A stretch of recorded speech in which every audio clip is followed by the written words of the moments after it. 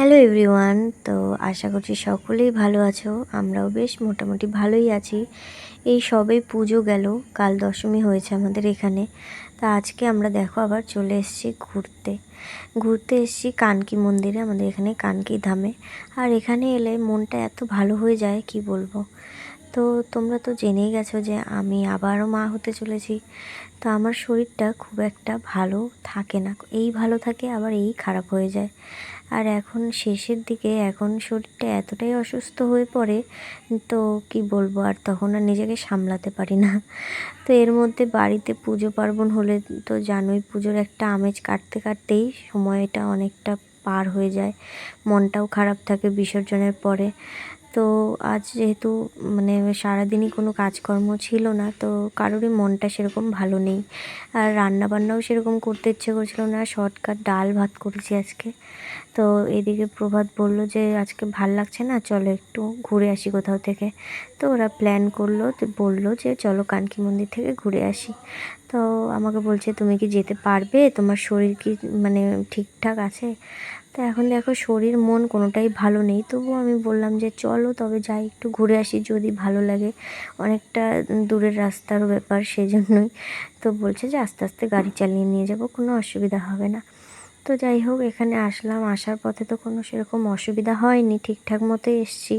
আর এখানে এসে সত্যি কথা বলতে আমার মনটা আরও বেশি মানে খুশি হয়ে গেল, খুব ভালো লাগছিল।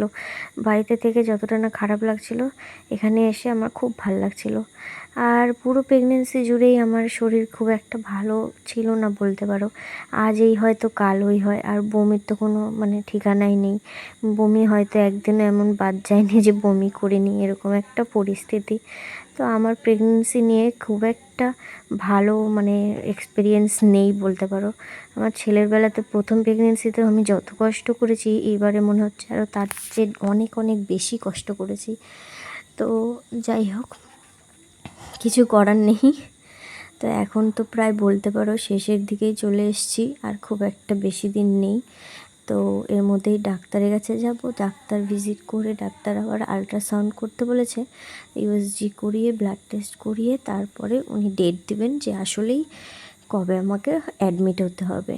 তো যাই হোক, দেখো আমরা মন্দিরে অনেকক্ষণ বসে গল্প করছিলাম, তারপরে বাইরে চলে এলাম। তো খিদে পেয়ে গেছিলো, সবাই দুপুরে ডাল ভাত খেয়েছি তো তাড়াতাড়ি হজম হয়ে গেছে। তো সেই জন্যই আর কি খাওয়া দাওয়া করতে চলে এসেছিলাম ওদের এখানে ক্যাফেতে। তো এখানে এসে সবাই মিলে আমরা দেখো বার্গার নিয়েছি, কচুরি নিয়েছি, চা নিয়েছি, আলুর চপ নিয়েছি, যাই হোক অনেক কিছু খাবার নিয়ে আমরা ভাগ করে মিলিয়ে টিলিয়ে সবাই মিলে বসে খাচ্ছিলাম। আর এখানকার চাটা না খুব ভালো হয়েছিল, কচুরিটাও খুব স্বাদ। তো বাইরের ওয়েদারটা দেখো, পুরো হাওয়া চলছিল, মেঘ মেঘ, বৃষ্টিও হবে হয়তো বা।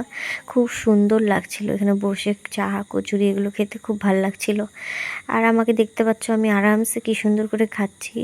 তো এই আমাকে ভালো দেখতে পারবে, খাওয়া দাওয়া করছি, একটু পরেই দেখবে আমি আবার ঢালছি। তো এই হলো আমার পরিস্থিতি। খাওয়ার মানে খিদা তো পাই, খেয়ে নিই, কিন্তু সেটা বেশিক্ষণ আমার পেটে থাকে না।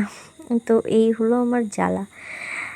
তো যাই হোক, দেখো বৃষ্টিও শুরু হয়ে গেছে এর মধ্যে। তো আমরা হলো একটা ক্যাফের ভিতরটাতে বসে মানে বসেছিলাম আর কি, যে বৃষ্টিটা কমলে বাড়িতে বেরিয়ে যাব।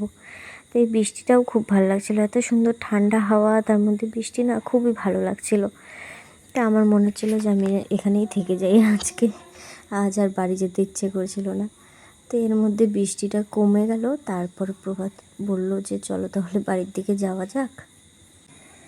তো এখন দেখো মোটামুটি 9:30 মতো বেজে গেছে, এখন আমরা বেরিয়ে যাচ্ছি এখান থেকে।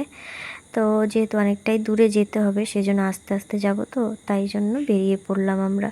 আর রাস্তায়ও দেখো ঝিরিঝিরি বৃষ্টি পড়ছে, তো বেশ ভালোই লাগছিল। মানে এই সময় বৃষ্টি কখন হয় কখন হয় না কোনো কিছু বোঝা যায় না। আর আমার ছেলেকে দেখো মাথায় প্লাস্টিকটা নিয়ে তারপরে যাচ্ছে, বৃষ্টি টিষ্টি কিছু নেই কিন্তু তবুও।